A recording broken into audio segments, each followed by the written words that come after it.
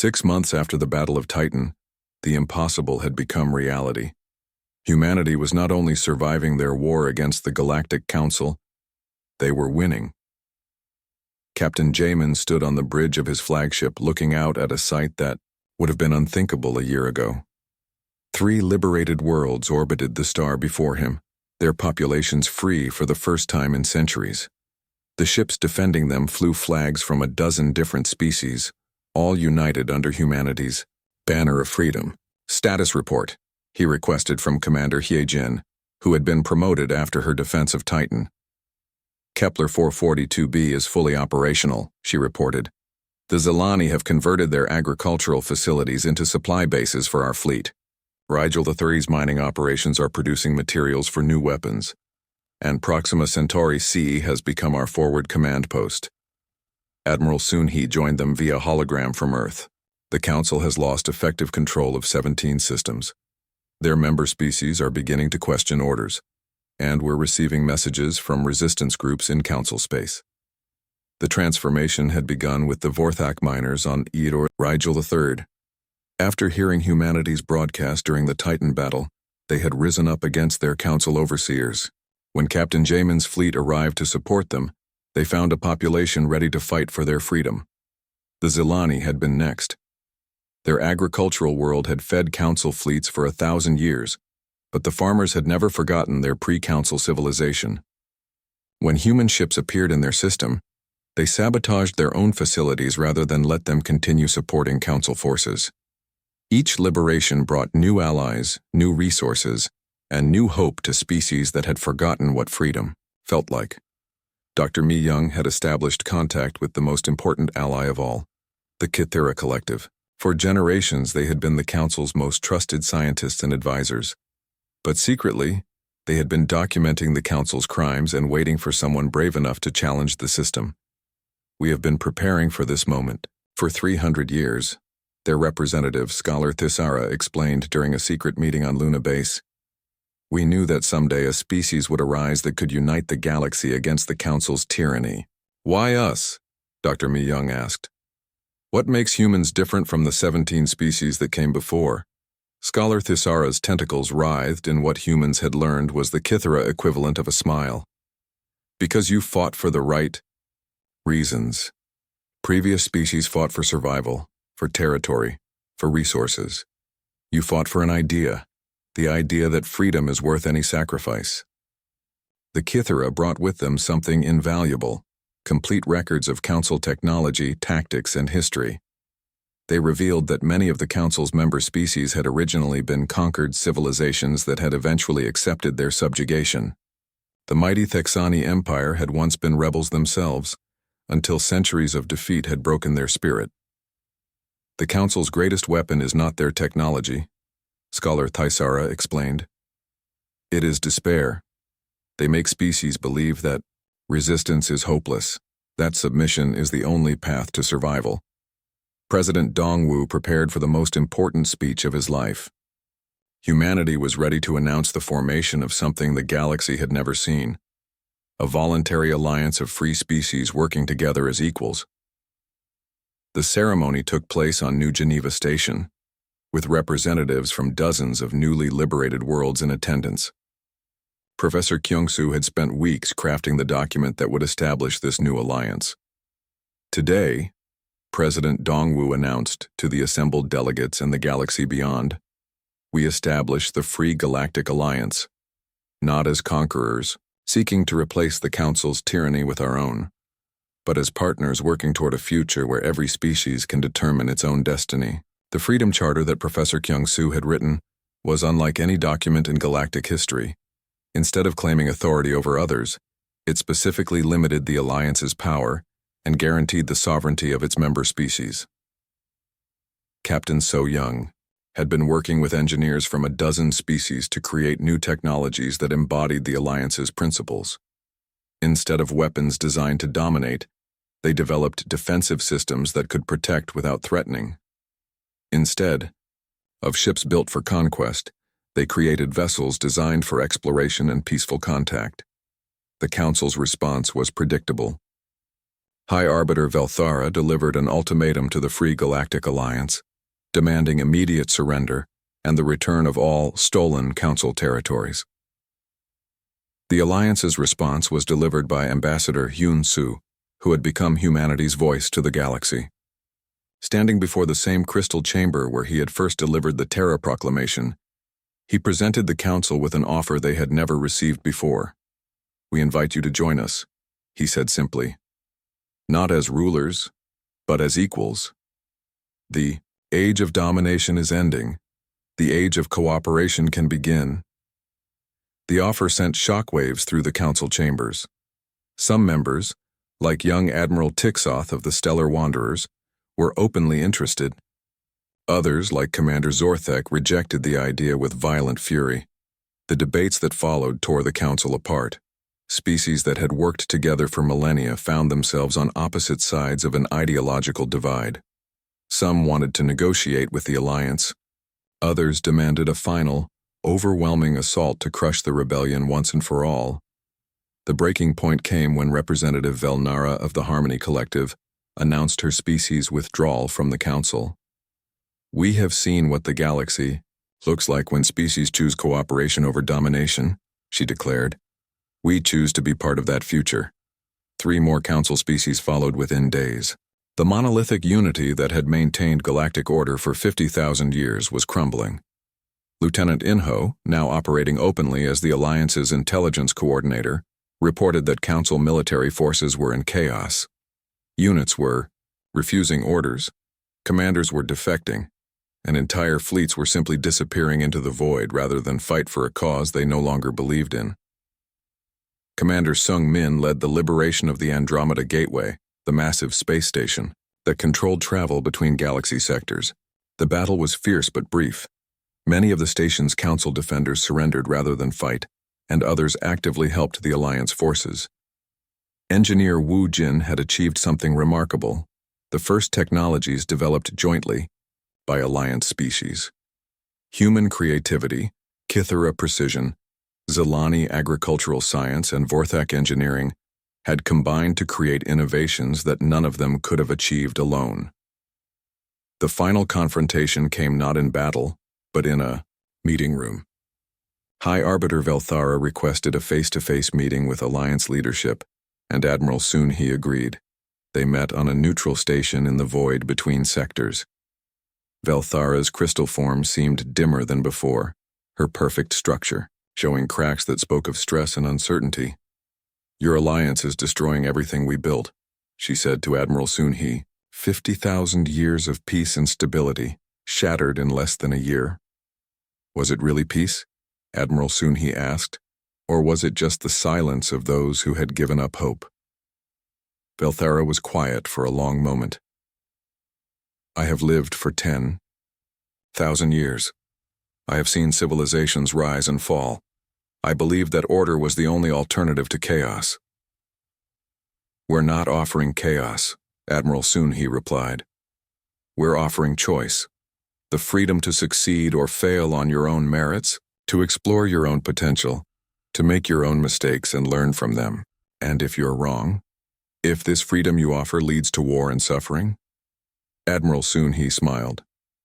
"Then we'll face those challenges together, as free beings making free choices. Because even failure chosen freely is better than success imposed by others." The conversation that followed lasted for hours. Velthara spoke of the Council's original mission, to prevent the wars and chaos that had once plagued the galaxy.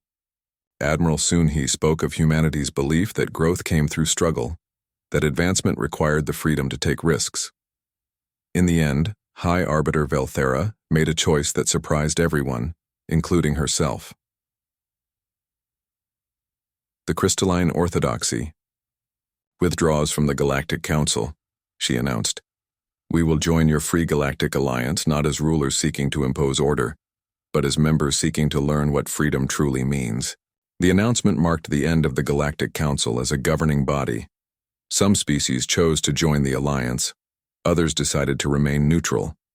A few, led by Commander Zorthek's Thexani Empire, vowed to continue fighting, but the galaxy had changed forever. The idea that freedom was possible had spread to every inhabited world. No species would ever again accept domination simply because their masters claimed the right to rule.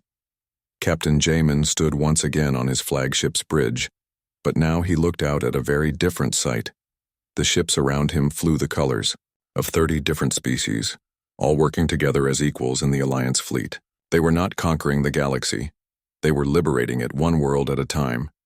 Admiral Sunhee delivered the Alliance's message to the galaxy from the same chamber where humanity had first declared its independence. But now she spoke not for one species but for dozens of free civilizations united by choice rather than force. The Age of Galactic. The war began at 1432 Earth Standard Time, when Council forces struck the mining colony on Titan.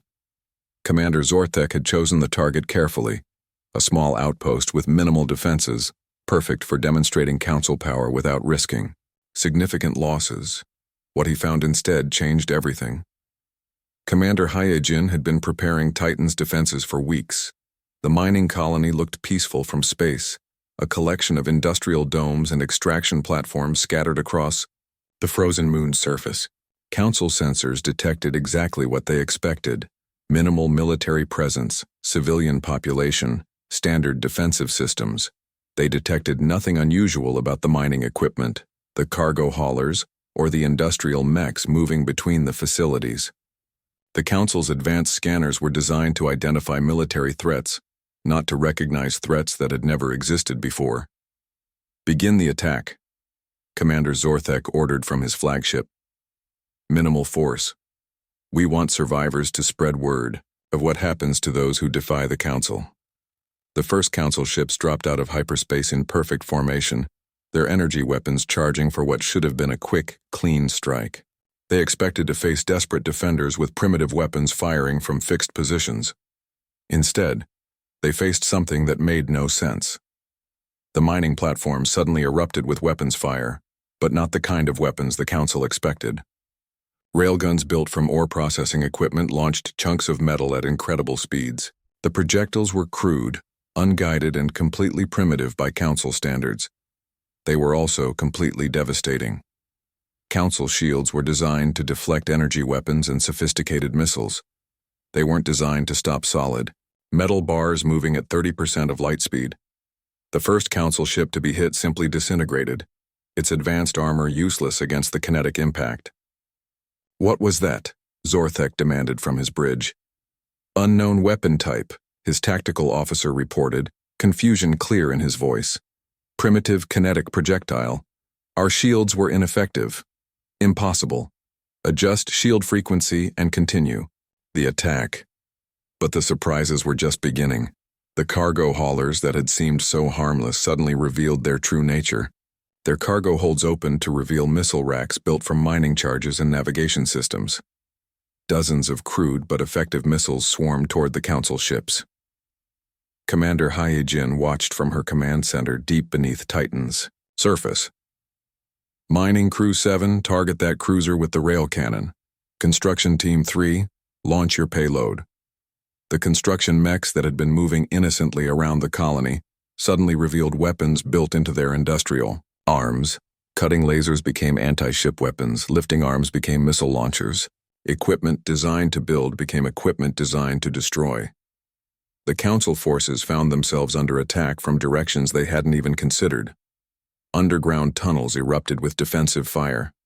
Cargo containers that had seemed abandoned suddenly sprouted weapons. Even the colony's waste processing plant began firing improvised projectiles. This is not possible, Zorthek muttered, watching his tactical display in disbelief. They're using mining equipment as weapons.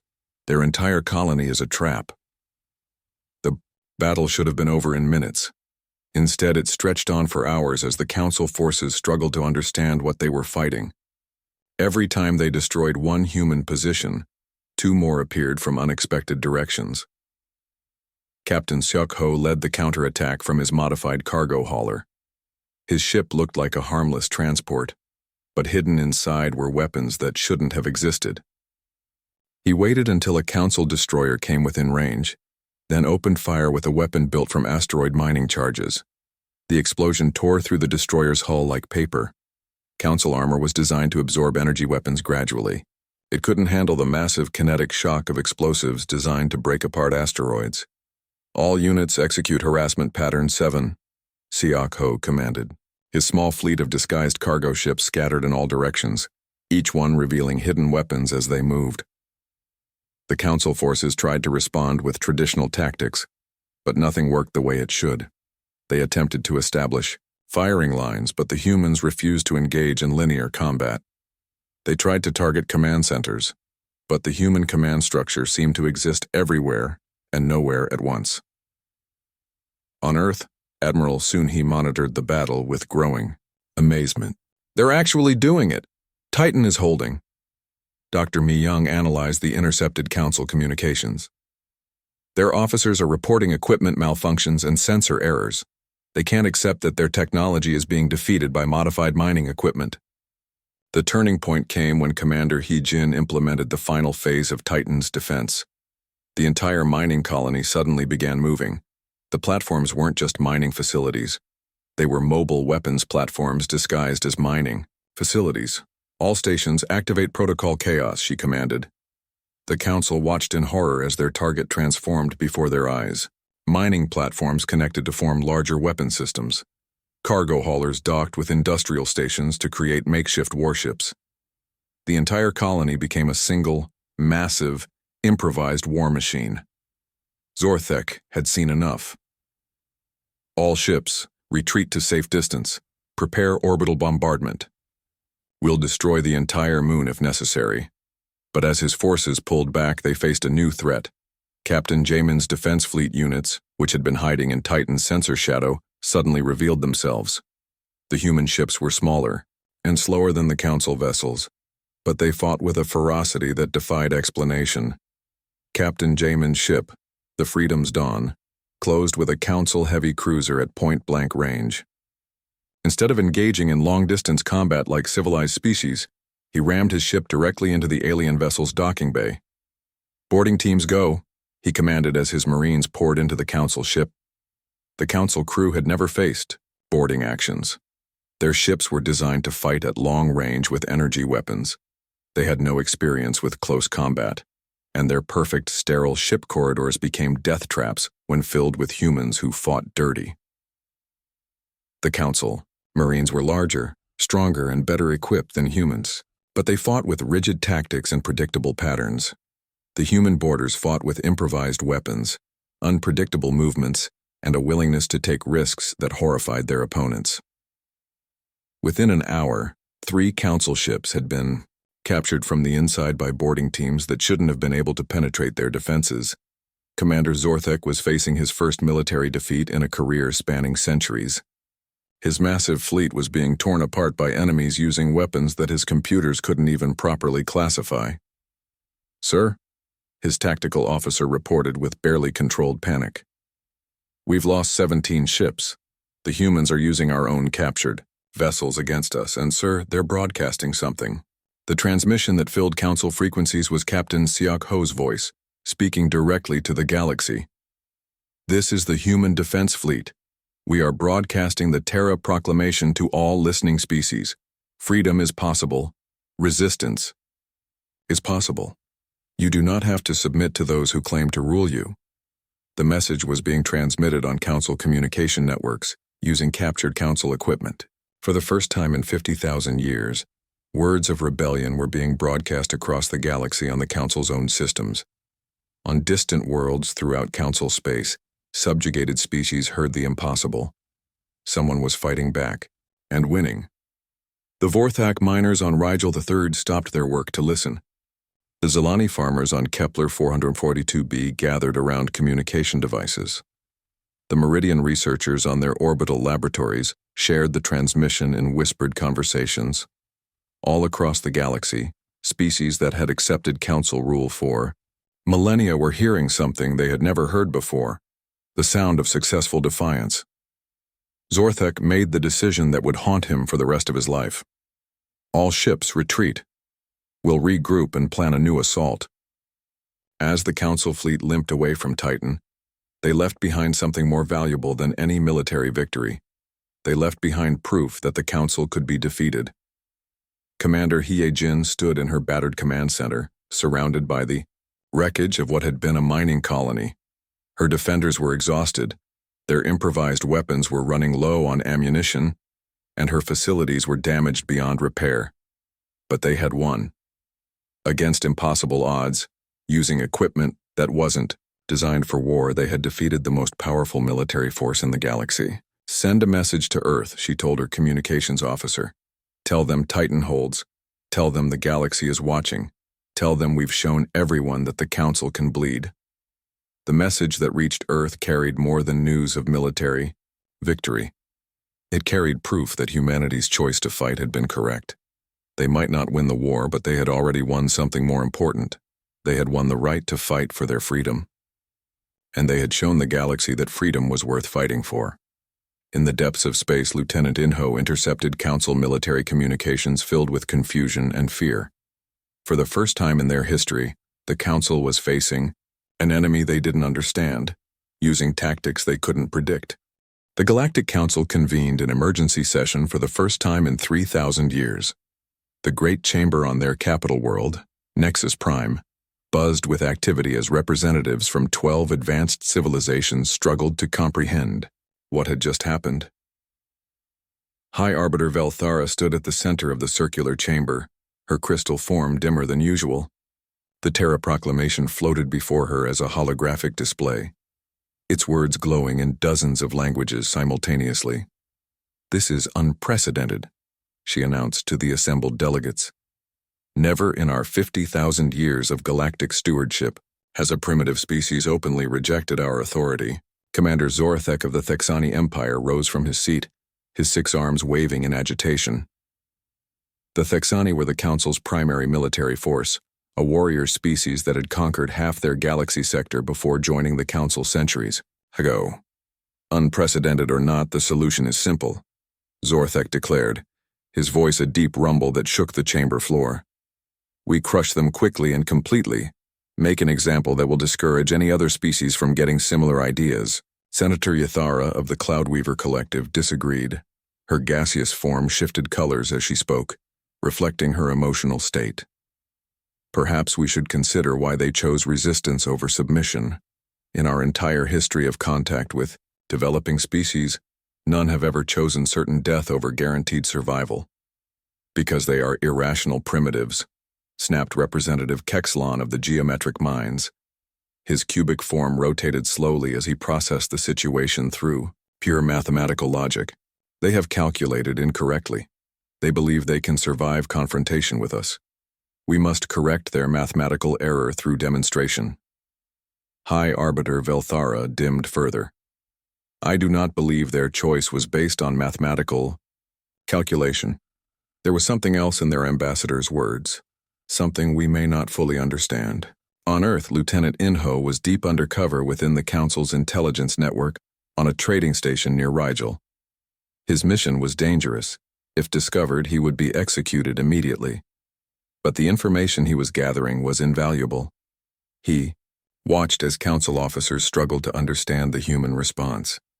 Their computers had analyzed the Terra Proclamation thousands of times, but they couldn't predict what humanity would do next. "The humans make no sense," he overheard a Geometric Minds analyst telling his colleagues. "Their military preparations follow no known pattern. Their ship movements serve no strategic purpose we can identify. Their resource allocation is completely random." Lieutenant Inho smiled to himself. The Council's greatest strength was also their greatest weakness. They thought in terms of order, logic, and predictable patterns. Humans thought differently. He sent an encrypted message back to Earth. "Council is confused by our preparations. They're trying to apply their logic to our actions. It's not working." Back in the Council chamber, the debate was growing heated. Elder Quintel of the Ancient Builders spoke for the first time in centuries. His voice carried the weight of eons, and when he spoke, the chamber fell silent. "I have witnessed the rise and fall of 1,000 civilizations," he said slowly. "I have seen species that fought us with desperate courage, others that submitted with resigned wisdom. But I have never seen anything like this human document." He gestured toward the Terra Proclamation. "They are not just rejecting our authority. They are rejecting the entire concept that authority must be based on power. They are suggesting an alternative to the order we have maintained. Commander Zorthek's warrior instincts flared. Alternative or not, they must be stopped. If word of their defiance spreads, it could inspire unrest among our subject species. The stability of our entire structure depends on swift action. On Europa, Dr. Byung-ho was working with his research team around the clock. They had made breakthrough after breakthrough in understanding Council technology, but more importantly, they had discovered its limitations. Their weapons are incredibly advanced, he reported to Earth Command. But they're designed to fight other advanced civilizations. They expect energy shields, particle weapons, predictable tactics. Our primitive kinetic weapons actually penetrate their defenses better than advanced energy weapons would. Engineer Wu Jin added his analysis from the converted mining station. It's like they've evolved past the ability to deal with simple solutions.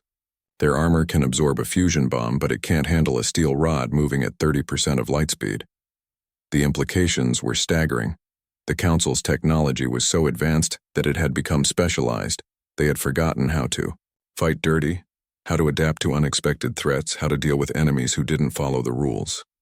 In the Council chamber, Representative Velnara of the Harmony Collective raised a disturbing possibility. What if they are right? What if our authority is not as legitimate as we have always assumed? The question sent shockwaves through the chamber. For 50,000 years, the Council's right to rule had never been questioned by its own members. That is dangerous thinking, warned High Arbiter Velthera. Our authority maintains peace and stability. Without our guidance, the galaxy would descend into chaos and war. But at what cost? Velnara pressed. How many species have we prevented from reaching their full potential? How many innovations have we suppressed in the name of stability? Young Admiral Tixoth of the Stellar Wanderers had been quiet during most of the debate. His species had joined the Council only 500 years ago, making them the newest members. Now he spoke up with words that shook the ancient chamber. I have been reviewing our historical records, he said carefully. The 17 species we have previously encountered and processed, many of them had developed remarkable technologies and social systems before we intervened. Some of their innovations might have benefited the entire galaxy. The silence that followed was deafening. For the first time in millennia, a council member was questioning whether their interventions had been beneficial. Commander Zorthek stood again, his 6 arms clenched into fists. This discussion serves no purpose. The humans have declared war on us. They must be destroyed before their rebellion spreads. I volunteer to lead the strike force. High Arbiter Velthara considered the offer. Very well. You will command a fleet of 50,000 ships. Make the humans an example that will be remembered for the next 50,000 years. But even as she gave the order, doubt gnawed at her, crystal consciousness. The human ambassador's words kept echoing in her mind. Some things are more important than survival. What could be more important than survival? The question challenged everything the Council believed about rational behavior and species development. Dr. Mi Young, monitoring alien communications from Luna Base, intercepted fragments of Council military chatter. The picture they painted was both terrifying and encouraging. They're mobilizing the largest fleet in Council history, she reported to Admiral Soon-hee. 50,000 ships, led by their most experienced military commander. But there's something else. They're arguing, among themselves. She played back intercepted communications showing the debate within the Council. Some of their member species are questioning whether they have the right to do this. It's the first crack in their unity we've ever detected. On Mars, Commander Sung Min was putting the finishing touches on the colony's defenses. The Red Planet had been transformed into something the Council had never seen before. A fortress that didn't look like a fortress. Weapons that didn't look like weapons. Defenders who didn't look like soldiers. The mining crews have been practicing their combat drills, he reported. The agricultural domes are ready to serve as bunkers. The terraforming equipment has been converted into area denial weapons. If they want Mars, they'll have to take it meter by meter. Captain Jamin received his final orders from Earth Command. The defense fleet was scattering to positions throughout human space, but not to defend in the traditional sense. Their mission was different, to survive long enough to show the galaxy that resistance was possible. Remember, Admiral Soon-hee told her captains in their final briefing, "We're not trying to win a military victory. We're trying to win something much more important. We're trying to win the right for free beings to remain free." In the depths of space, Lieutenant Inho picked up the Council's final battle plans. The invasion fleet would strike simultaneously at Earth, Mars, and all human colonies. It was designed to be swift, overwhelming, and absolute. But as he studied the plans, he noticed something important. The Council was planning for a traditional military campaign against traditional military targets. They expected humans to defend like every other species had defended. They had no idea what was actually waiting for them. Back in the Council chamber, High Arbiter Velthera delivered the final orders. "Commander Zorthek will lead the strike force to human space. The species will be given one final chance to surrender. If they refuse, they will be eliminated completely." But as the chamber emptied and the delegates returned to their ships, doubt spread like a virus through the Council's perfect order. For the first time in their long history, they were heading into battle against an enemy that had already won something they couldn't take away. The humans had won the right to choose their own. Ambassador Hyunsu walked through the corridors of the Council flagship with steady steps, though his heart pounded like a war drum.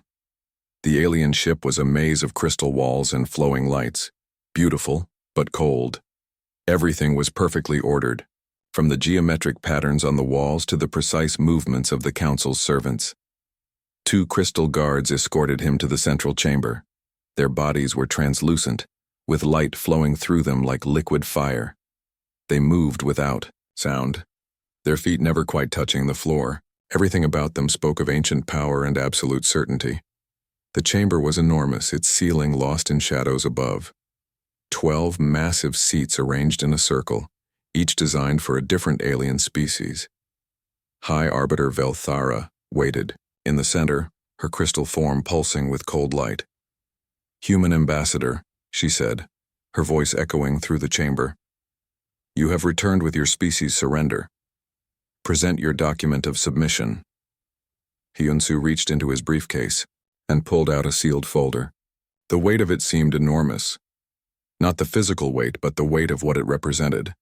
Inside was humanity's future, written in words that would either doom them or set them free. "I have brought our response," he said calmly. Velthara extended a crystalline appendage. Energy flowed from her touch into the document, translating it instantly into the Council's universal language. For a moment there was silence as she read, then the light in her body flickered. Uncertainty, confusion, perhaps even fear crossed her alien features. "This is not a surrender," she said slowly. "No," Hyunsu replied. "It is not." Back on Earth, Professor Kyung-soo sat in his study, remembering the words he had written. The document that would soon shake the galaxy had taken him 3 sleepless days to complete. Every word had been chosen carefully, every sentence crafted to deliver maximum impact. He had called it the Terra Proclamation, and it began with words that had never been spoken to the Galactic Council. "We, the people of Earth, reject your authority over us." The proclamation continued with a detailed argument for humanity's right to exist as a free species. It challenged the Council's basic assumptions about order, control, and the right of the strong to rule the weak. Professor Kyung-soo had studied the laws and traditions of dozens of human societies. From ancient Greece to modern Earth, the greatest civilizations had always struggled with the same question: who has the right to rule, and why? In the crystal chamber, Velthara's voice grew sharp with disbelief. "You cannot simply reject our authority. We have maintained galactic order for 50,000 years. We decide which species advance and which do not. This is how it has always been." Hyunsu stood straighter. "Just because something has always been done a certain way doesn't make it right. Your order is built on fear and submission. Our response is built on something different." "And what is that?" "The belief that every thinking being has the right to determine their own fate." The words of the proclamation echoed in his memory as he spoke. Professor Kyung-soo had written them after studying every human declaration of independence ever created. From the American colonists rejecting British rule to the African nations throwing off colonial powers, humans had always found ways to say no to those who claimed the right to rule them. On Earth, Captain So-young was implementing the first phase of Protocol Phoenix. The plan was audacious in its simplicity. If the Council wanted war, they would get a type of war they had never seen before. Traditional military doctrine taught that you concentrated your forces, protected your supply lines, and fought for control of strategic positions. Protocol Phoenix threw all of that away. Instead, it scattered human forces across hundreds of small mobile units. Every cargo ship became a potential warship. Every mining station became a fortress. Every civilian transport carried hidden weapons. The Council expected fleets and armies. They would face shadows and chaos. Dr. Mi-young monitored alien communications from her station on Luna. The Council's scout ships were sending confused reports back to their commanders. Human activities made no sense to them. Ships moved without apparent purpose, stations went dark and then reappeared in different locations. Construction equipment was being modified in ways that served no obvious function. "They're trying to understand our preparations," she reported to Earth Command. "But they can't predict what we're planning because we're not following any pattern they recognize." In the crystal chamber, High Arbiter Velthara was struggling to comprehend what she was hearing. Never in 50,000 years had a species simply refused to acknowledge the Council's authority. "You speak of rights," she said, her voice taking on a dangerous edge. "Rights exist only when power protects them. You have no power. You are one primitive world against 12 advanced civilizations." Hyun-soo smiled, though there was no humor in it. "You're right about power, but you're wrong about what kind of power matters most." He gestured toward the crystal walls around them. "This ship is beautiful, perfect, ordered, everything in its proper place, everything following the rules. But you know what I see when I look at it? What do you see, human? A cage. A beautiful, perfect cage where creativity goes to die." The words hit harder than Hyun-soo had expected. For just a moment, the light in Velthara's crystal form dimmed, as if his words had touched something she had tried to forget.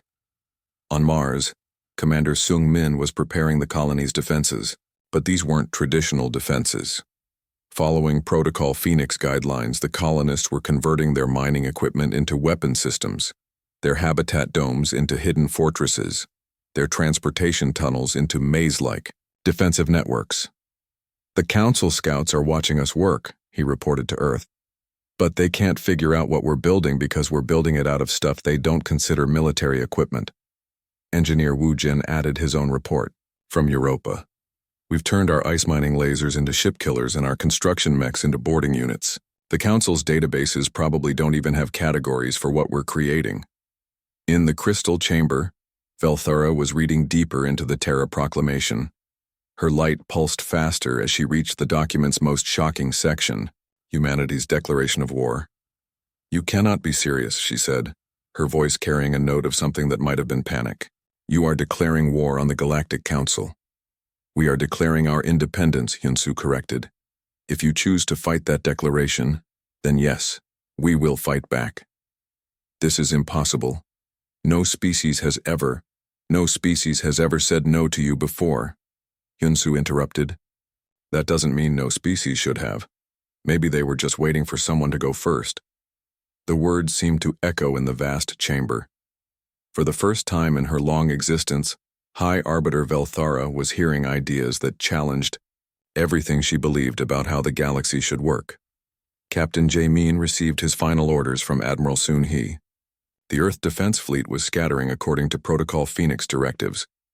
Instead of massing for a traditional battle, they were spreading out across human space in small, fast groups. "Remember," Admiral Soon-hee told her captains, "we're not trying to win battles the way they expect. We're trying to survive long enough to show the galaxy something new." Dr. Byung-ho's research team had made their final breakthrough. Working around the clock, they had discovered that Council technology had a critical weakness. It was too perfect. Their systems were so advanced and integrated that they couldn't adapt quickly to unexpected situations. Their shields can stop any known weapon, he reported. But they can't stop unknown weapons because they don't know what to expect. Their armor can absorb tremendous damage, but it fails when attacked in ways it wasn't designed to handle. In the crystal chamber, Hyunsu delivered the final section of the Terra Proclamation. His voice carried across the vast space, clear and unwavering. We will not submit to your authority. We will not surrender our technology. We will not accept your oversight. We choose to remain free no matter the cost. He paused, letting the words sink in. And we want the galaxy to know that freedom is possible. That no one has to accept slavery simply because their masters are powerful.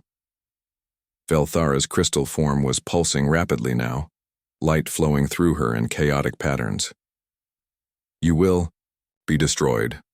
Your species will be eliminated. This defiance serves no purpose. Hyunsu smiled, and this time there was genuine warmth in it. You're wrong about that too. Our defiance serves the most important purpose of all. It shows others that defiance is possible. As he prepared to leave, Hyunsu delivered humanity's final message to the council.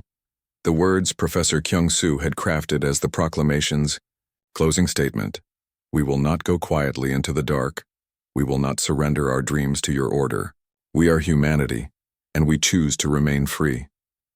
The silence that followed seemed to stretch forever. Then Hyunsu turned and walked toward the chamber's exit, leaving behind him a document that would change galactic history. As he reached the corridor, he heard Velthara's voice behind him, smaller now, uncertain for the first time in millennia. Why? Why choose certain death over guaranteed survival? Hyunsu paused without turning around. Because some things are more important than survival, and maybe it's time the galaxy remembered what those things are. President Dongwu stood before the largest gathering in United Earth Assembly history. Representatives from every nation, colony, and space station had come together for this moment. The Great Hall in Geneva buzzed with nervous energy as humanity's leaders prepared to decide their species' fate. The president looked out at the sea of faces. Some showed fear, others determination. All of them understood that the next few hours would determine whether humanity would remain free or become servants to the Galactic Council. We have 29 days to give our answer, President Dongwu began. Today we decide what that answer will be. Minister Yejin was the first to speak. She stood slowly, her voice carrying across the silent hall. We must be realistic about our situation. The Council has technology we can barely understand. They have 12 advanced civilizations working together. We are one planet, still learning to work as one species. She paused, looking around the room. I know surrender feels wrong, but slavery is better than extinction. If we submit now, our children will still be alive. They might find a way to freedom that we cannot see. Murmurs rippled through the assembly. Several representatives nodded in agreement. The math was simple and terrible. Humans could not win a war against beings who controlled the galaxy. General Tai-ho stood next, his military uniform crisp and proud. Minister Yejin speaks of our children living as slaves. I ask you, is that truly living? When we gave up our freedom, what did we become? His voice grew stronger. The Council threatens us because they fear us. If we were truly as primitive as they claim, why not just ignore us? Why demand our submission? It's because they see something in humanity that even we don't fully understand. Dr. Mi-young approached the podium with a tablet full of research. I've spent the last weeks analyzing everything we know about the Council and the species they've encountered. What I found should terrify them. She activated the large display screen. Images of dead worlds appeared, showing the ruins of 17 different civilizations. Each of these species followed the same pattern. They developed technology in a steady, predictable way. They built organized societies with clear rules and structures. When the Council came, they either submitted or fought traditional wars using traditional tactics. The images changed, showing Earth's chaotic but vibrant cities. We're different. Our development has been messy, unpredictable. We fight wars in ways that make no sense to organized minds. We create art that breaks rules. We solve problems by thinking in ways that shouldn't work but do. Commander Sungmin's voice came through the communication system from Mars Colony. The Council scout ships have been watching us for days, but here's what's interesting. They're keeping their distance. They scan us, but they don't come close. I think they're studying us because they don't understand what they're seeing. He paused. Yesterday, one of our mining ships had mechanical problems. Instead of following proper procedure, the crew used spare parts from 3 different systems to create a solution that shouldn't have worked. It did work. The alien scout ship watching them moved further away after that. Professor Kyung-soo had been working day and night on the legal framework for humanity's response. He stood with a thick document in his hands. I've been studying the Council's ultimatum from a legal perspective, he said. They claim authority over us based on their power and the stability they've created. But they've never explained why stability is more important than freedom. They've never justified their right to control other species' development. He held up the document. I've drafted a response that challenges their basic assumptions. If we're going to reject their authority, we need to do it in a way that makes our position clear to the galaxy. The debates continued for hours. Representatives shared stories from their home regions. A delegate from the African Union spoke about humanity's long struggle against oppression. A representative from the Pacific Federation talked about their ancestors who sailed into unknown oceans despite the dangers. As the day wore on, something began to change in the room. The fear was still there, but it was being joined by something else, a stubborn, defiant anger that seemed uniquely human. Captain So Young had been quietly working on something called Protocol Phoenix. Now she stood to address the assembly. If we choose to fight, we won't fight the way they expect, she said. Every war the Council has seen before was fleet against fleet, army against army. We'll do something different. She activated a display showing human colonies, trade routes, and hidden installations throughout known space. Protocol Phoenix assumes we can't win a traditional war, so we won't fight one. We'll fight a human war, unpredictable, adaptive, using every advantage we can create or steal. We'll turn our weakness into strength and our chaos into a weapon. The room was silent as representatives absorbed what she was suggesting. This wasn't just about choosing between submission and death. This was about choosing between submission and becoming something the galaxy had never seen. Engineer Wu Jin joined the discussion via hologram from Europa Station. We've been working on defensive systems that use our mining and construction equipment as weapons. The Council expects military ships and formal battle lines. They won't expect cargo haulers converted into missile platforms or construction mechs, turned into boarding units. Late in the day, Lieutenant Inho delivered a message that changed everything. He had been working undercover in Council space, gathering intelligence about their forces and plans. The Council is already mobilizing, he reported. They're gathering a fleet of 50,000 ships to make an example of us. But there's something else. They're having arguments among themselves. The assembly leaned forward, hanging on every word. Some of the younger species in the Council are asking questions they've never asked before. Why do they have the right to control others? What if the humans are right to resist? I've heard whispers that 3 Council member species are privately questioning the invasion. This news sent shockwaves through the assembly. The Council wasn't as united as they appeared. Dr. Byung-ho from Europa Research Station added more surprising information. We've been testing our weapons against simulated Council technology. Our weapons are primitive, yes, but they work in ways their defenses aren't designed to handle. Their shields stop energy weapons perfectly, but they struggle with physical projectiles moving at high speeds. Their armor can absorb massive explosions, but it fails against sustained, focused attacks. As evening approached, President Dong-woo called for a final vote. The choice was simple but not easy. Submit to the Council's demands or reject them completely. The vote was closer than anyone expected, but the result was clear. By a margin of 62%, the United Earth Assembly chose resistance. President Dong-woo stood once more before the Assembly. Tomorrow, Ambassador Hyun-soo will return to the Council ship. He will not carry our surrender. He will carry our response to their threats. He paused, looking around the room at the faces of humanity's leaders. They told us to choose wisely. We have. We choose freedom, no matter the cost. We choose to fight for our right to exist as free beings. We choose to show the galaxy that some things are worth any sacrifice. The assembly erupted in applause, but it was not celebration.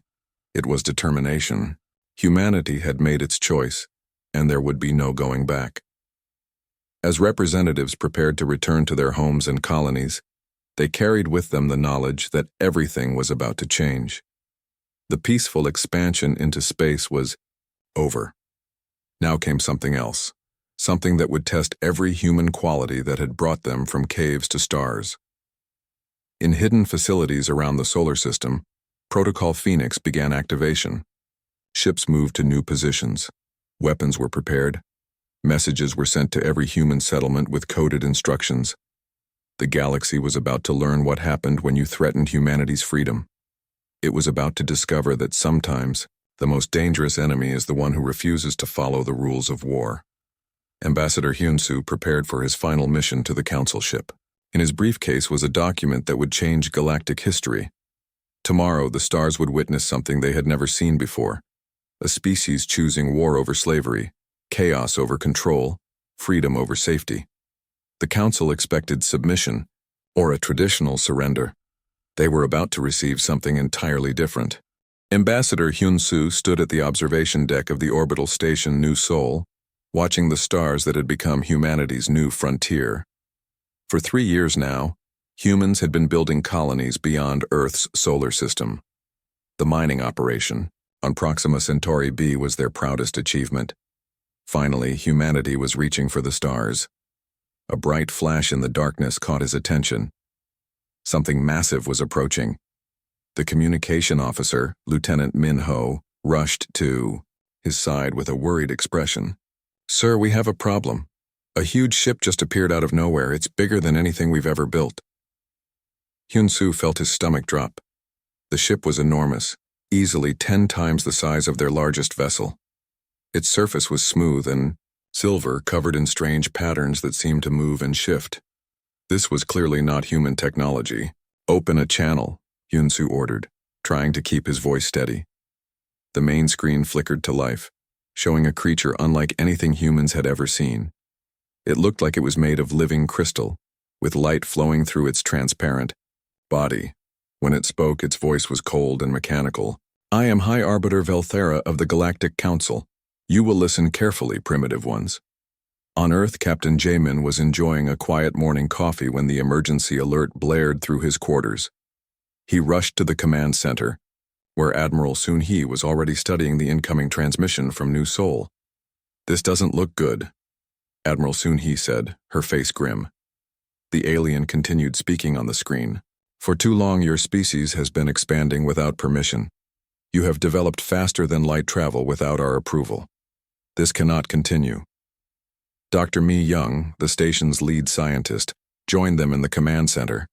She had spent years studying alien artifacts found on distant worlds. Now she was seeing a living alien for the first time. "The Galactic Council has maintained order in this galaxy for 50,000 years, Velthara said. "We decide which species may advance and which must remain contained.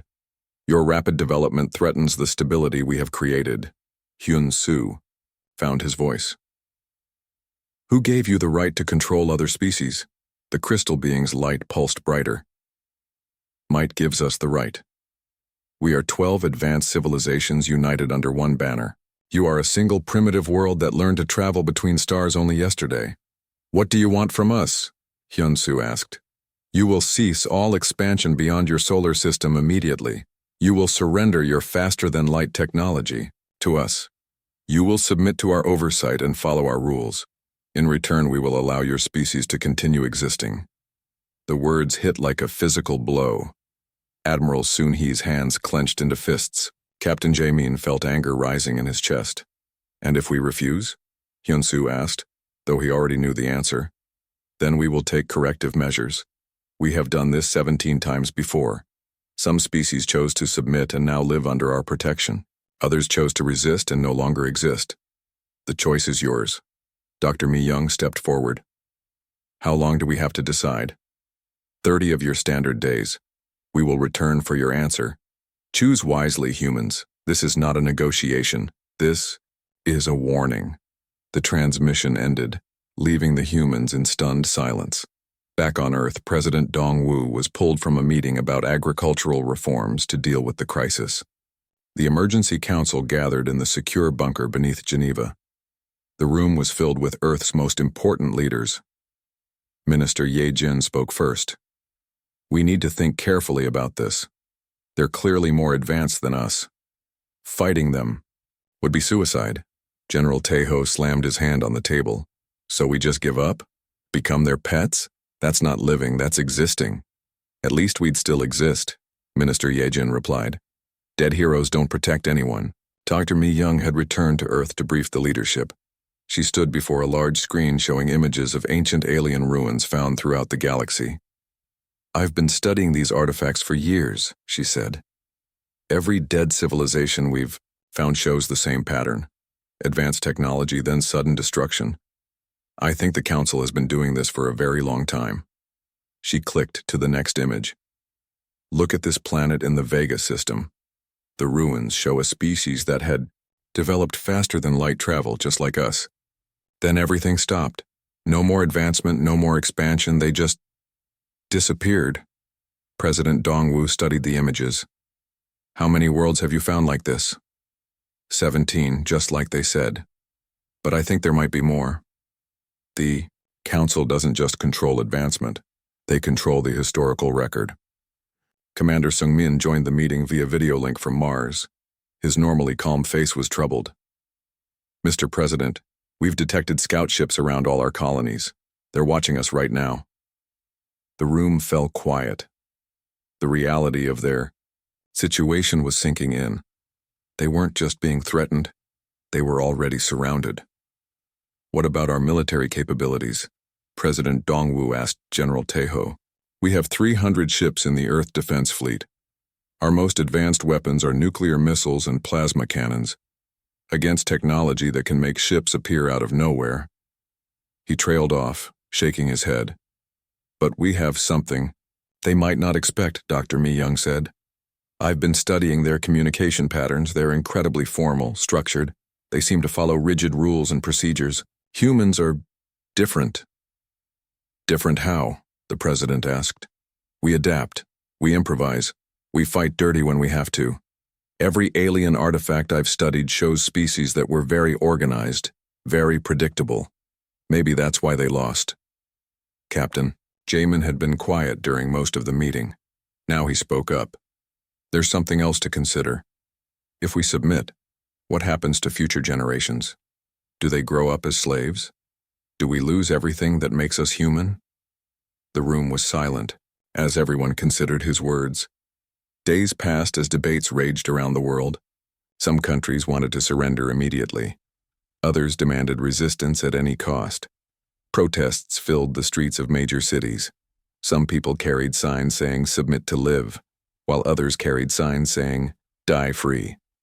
Ambassador Hyun Soo remained on New Seoul, watching the alien scout ships that now openly patrolled near human colonies. They made no aggressive moves, but their message was clear: we are watching.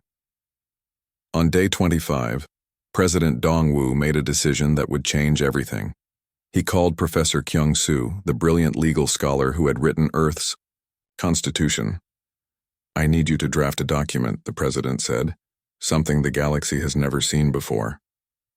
"What kind of document?"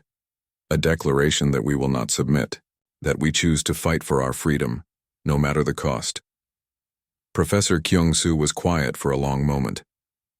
"Mr. President, you're talking about declaring war on beings that could destroy us with a thought."